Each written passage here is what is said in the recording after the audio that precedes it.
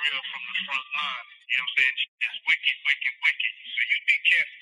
Yeah. We can't do nothing. Indeed. You know what I'm saying? I need you out there, you feel me? Yeah. I hear you. Yes, sir. Yeah. Yes, sir. You think I wasn't gonna get at you from the inside? He has reached out to a witness, an alleged participant in multiple freak-offs. Then why Oprah staying quiet? Why Ellen moving to another country? And he's asking people to intimidate witnesses or pay people off. Very good. Don't play. Oh, you put that thing on the. Woo! So you see how we do it here on the Saturday. This is what it's missing. You see how we do it here on the Saturday. This is what it's missing. Who is Sean approved from the world of entertainment? There's only one person. Oh, go on. And I call him Sean. That's Jay-Z. We call each other Sean. Okay. Yeah. Nobody else could call me Sean. He's the only person who's Sean approved. There's not a single person that outside of family. That should be outside of my mother. Okay, they should be calling me. Yeah, they should be calling me Sean. Speaking of, in particular, Netflix docuseries that you've been working on, Diddy Do It. Right. You've been saying for years that you feel you knew Diddy's character. Right.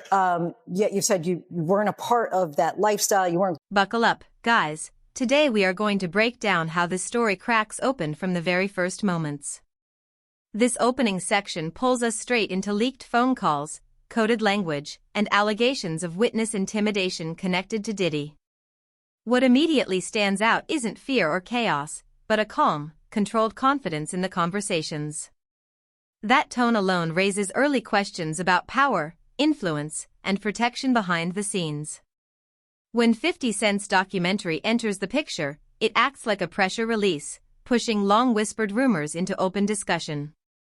Suddenly, silence from certain figures feels intentional rather than accidental. This part doesn't make accusations, but it clearly sets the stage for why everything that follows feels heavier and more serious. Yeah. No fun in there. Get behind the mic, have some fun, chop up them samples, get back what you need, man, vibes, have some fun, get back to smiling. Yeah. These other motherfuckers, they waste your time, man. You know what I'm saying? Nobody show up to testify. Don't contact me anymore, Puff. I already got that Houston lawyer breathing down my neck over that 13-year-old girl. If you don't want things to get worse for you, then you need to start answering my son's phone call. The new lawsuit coming with Jay, the part with Jay. I go, oh, like. Right. To us, black excellence. That had to be there. We getting tighter, you know what I'm saying? And united we stand, and ain't nothing else. Black billionaires lunch. Yeah. You understand? Right. And we here together, and we gonna keep staying together. We getting tighter, you know what I'm saying? And united we stand, and ain't nothing else. To us, black excellence. It's more. Yeah, more. I like that pink, man. Mom, bro. Mom. Okay, Mom. All right. Absolutely. All right, guys, this part is where the focus widens and the tension noticeably deepens. As allegations around Diddy begin dominating headlines and social media, Jay-Z's absence from the conversation becomes impossible to ignore. While others respond, deflect, or distance themselves, his silence lingers. Insiders, resurfaced interviews, and leaked exchanges start circulating, fueling speculation that he may have known more than he ever admitted publicly. This section doesn't argue guilt, but it does explain how silence can shape narratives just as strongly as words. In moments like this, staying quiet can feel louder than denial. Public perception starts forming on its own, and once that happens, control becomes harder to maintain. All Carter is just as bad as the diddler. And I know that for a fact. I got the scars to prove it. Now we enter the most uncomfortable and volatile stretch of the story. This segment is driven largely by Jaguar Wright's explosive claims and her insistence that the public hasn't even seen the worst yet. Whether viewers believe her or not almost becomes secondary to the impact of repetition. Her statements revive accusations many thought were buried permanently. Old rumors resurface alongside leaked footage and forgotten interviews, creating a collision of narratives. This part shows how unresolved allegations never really disappear, they wait. Once momentum builds online, powerful figures lose the ability to quietly move on. Doors once assumed sealed suddenly reopen. New lawsuit coming with Jay, the part with Jay. I go, oh, like. That's right. To us, black excellence. That had to be there. We getting tighter, you know what I'm saying? And united we stand, and ain't nothing else. Black excellence, they're sitting there like, yeah. It's the billionaire brunch. Oh, Like, I hate you, man. unaware of anything going on here. This is the one time I'm going to be with you is this year. Yeah. Come on, bro. That's the new baby oil. It start looking gray if you ain't got nothing on it. It's got the new baby oil, boy. This ain't baby oil. Nigga, you ran through 8,000 jars of them in prison. You know what I mean? He was Ashy Larry. Relax. I still got everybody looking. This is where the narrative shifts from speculation into structure. Lawsuits, investigators, and formal legal claims begin taking center stage, adding real weight to the conversation. The refiled allegations and descriptions of pressure suggest fear rather than falsehood. Claims of intimidation change how the story is viewed, pushing it beyond gossip or opinion. Industry insiders warn that once investigations start moving, the fallout rarely stays contained to one person. This part explains why many believe the story has outgrown Diddy entirely. What's being tested now is the system around him and the people who benefited from it. It's just as bad as the diddler. And I know that for a fact. I got the scars to prove it. Want to know what a box cutter feels like going into your skin and ripping you? I can tell you how it feels. Y'all ain't seen yet. That Cassie, that's nothing. So are you trying to say like Jay-Z put hands on you? I'm saying Sean Carter remembers everything he did to me and he's got it on tape. Just like Diddy. It's gonna be the women that give him in the end. I have 3 victims right now who are willing to give testimony about not only what Mr. Carter has done to them, but his wife as well. They're a nasty little couple. They do nasty things. What do you think happened with Kim Keeping people against their will, putting people on planes while they're unconscious, just like Aaliyah got on. This final stretch pulls everything together and forces the hardest questions. Gene Deal's first-hand perspective directly challenges the idea that Jay-Z and Diddy weren't close, pointing to public moments, personal familiarity, and shared history that contradict official narratives. Old footage now carries new meaning under renewed scrutiny. The conversation shifts toward power, protection, and how history can be rewritten by those at the top. The issue here isn't accusation, it's accountability. Silence, once a shield, now fuels suspicion instead. If you found this breakdown valuable, like the video, subscribe to the channel, and we'll see you in the next video. Who's next? Y'all don't see the lineup? Oh, yeah, no. Yeah, we see the lineup. I'm just waiting to see who's next. Jay-Z. Why is everyone having such a hard time? He ain't doing different. For a while now, there's been a growing belief that Jay-Z has been separating himself to avoid getting caught in the fallout. Some even claim that 50 Cent has suggested Jay-Z is laying low, waiting for the storm around Diddy to pass. On top of that, there are still unresolved accusations tying Jay-Z to the demise of Kathy White, claims that never fully went away, no matter how quiet they became. The first time I ever saw Jay-Z or even heard him spit a rhyme was... At this point, many people feel like the pieces are lining up. Clips, statements, and old interviews are now resurfacing, and the internet is doing what it does best, connecting dots.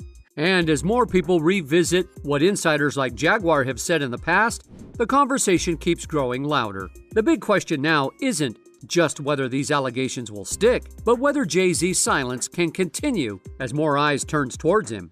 I think everybody that knows Sean Carter knows that he will slump anyone in any relationship for $1. Look at how he did Dame. Like, I don't give if you wanted to get away from your homie, if you wanted to get away from your partner, but to do it the way he did it, It's malicious. But maybe that was because he was fucking the girl that didn't want you. Oh. You moved his ass around and out of Rockefeller so tough and then just moved right over to Def Jam. By the way, wasn't this all around the time when Aaliyah died? Yeah. And Beyonce's solo career was struggling? Jam on your horn now, that record. From the Austin Powers, some of the worst ever. Hip Hop 50, no performances, no nothing of the But why would he do that? He wants to still pretend he's a genius, and he's tired about people clowning him with the teleprompter with all the lyrics on the floor. And he doesn't have any new raps. Honestly, that's where things get uncomfortable.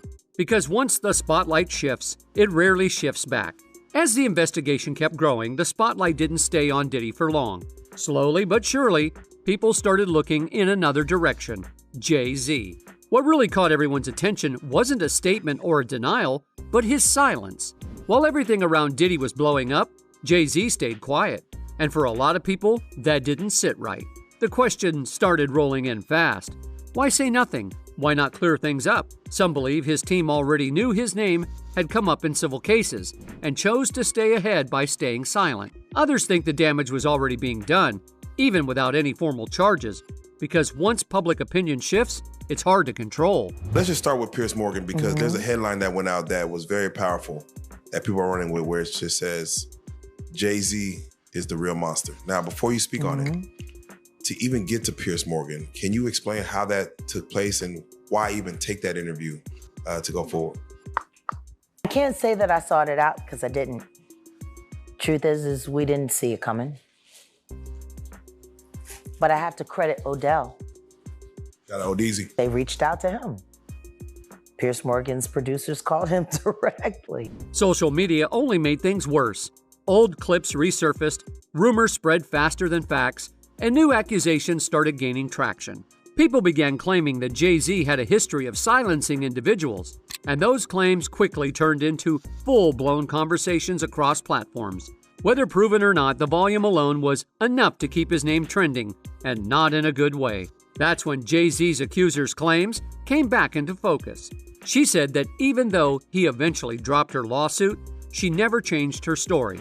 According to her, the reason she walked away had nothing to do with lying and everything to do with fear. She claimed she was harassed, overwhelmed, and genuinely scared of Jay-Z and the power she believed he held. She also alleged that she was being pressured into saying her accusations were false, something she insists she refused to do. She refiled the lawsuit on Sunday. She and her attorney, Tony Busby, refiled it and named Jay-Z as the unnamed celebrity involved in the rape. Jay-Z's response is extraordinary in that, look, we've seen all these lawsuits against Diddy, dozens of them now at this point, and frequently his response has been to deny it, but to say nothing else. Jay-Z went way more than just denying it. He did do that. In newly filed legal documents, she described a moment that clearly shook her. She claimed that two people approached her outside her home and told her they were investigators working for one of Jay-Z's lawyers. According to her account, they attempted to get her to sign paperwork stating that her allegations were false. She said she refused, but the encounter left her shaken and confused. She also claimed the same investigators questioned her about her attorney, Tony Busby, asking whether he had sought her out and offered her money to make up claims against Jay-Z. She denied those allegations completely. What scared her most, she said, was how these people were able to find her at all. At the time, her identity had remained anonymous in both the media and court records, which made the encounter feel even more unsettling. Things didn't stop there. She alleged that her parents were also approached and questioned by investigators about her story and her legal representation. In the documents, she explained that this series of events is what ultimately pushed her to drop the claim. She feared being exposed publicly and becoming the target of online attacks and harassment from Jay-Z supporters. In her words, the pressure became too much. Meanwhile, industry insiders have been warning that all it takes is one criminal investigation to flip everything upside down, not just for Diddy, but for anyone connected to him. That's exactly why many people see 50 Cent's documentary as a turning point. To them, this isn't just about one man being exposed. It's about how power worked behind the scenes for years. Who knew what was happening and who might be pulled into the conversation next. The day will come when we will name names other than Sean Combs, and there's a lot of names. It's a long list already. And of course, I already know who some of these individuals are, but because of the nature of this case, we're going to make damn sure that we're right before we do that. Some commentators have also questioned how Diddy managed to stay protected for so long. The belief is that he surrounded himself with powerful figures and tightly controlled information, making it hard for anything to stick. But now, as rumors continue to spread, there's speculation that Diddy may be cooperating with authorities to reduce his own exposure.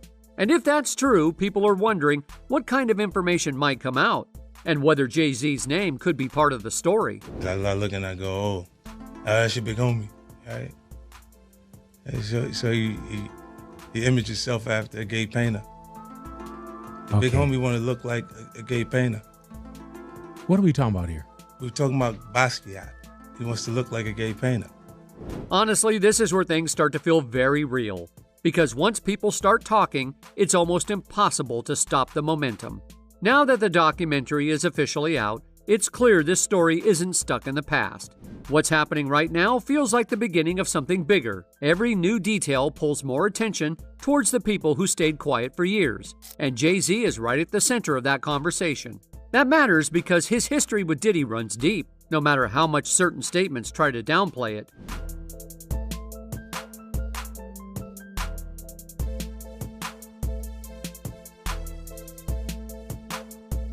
When Jay-Z's lawyer claimed that Jay-Z and Diddy were never actually close, that explanation didn't sit well with everyone.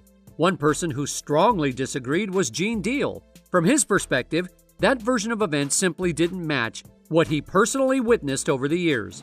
According to Gene, the relationship between Jay-Z and Diddy wasn't casual, distant, or surface level at all. He described it as familiar, comfortable, and very public. Gene pointed to moments on stage where Diddy openly showed physical comfort with Jay-Z in front of crowds, something he felt wouldn't happen between people who weren't genuinely close. He also recalled Diddy making bold public statements about Jay-Z being the only person allowed to call him by his real name, which Gene believed sent a clear message about their bond. To him, those actions weren't accidental or misunderstood. They were intentional and meaningful. Who is Sean approved from the world of entertainment? There's only one person. Oh, go on. And I call him Sean. That's Jay-Z. We call each other Sean. Okay. Yeah. Nobody else could call me Sean. He's the only person who's Sean approved. There's not a single person that outside of family. That should be outside of my mother. Okay, That should be calling me. Yeah, they should be calling me Sean. He went on to explain that the closeness didn't stop at public appearances. According to Gene, their relationship extended into their personal lives, including inside jokes and shared social circles. He described it as the kind of familiarity that only comes with spending a lot of time together, not something you fake or exaggerate. In his view, pretending that level of connection didn't exist just doesn't make sense.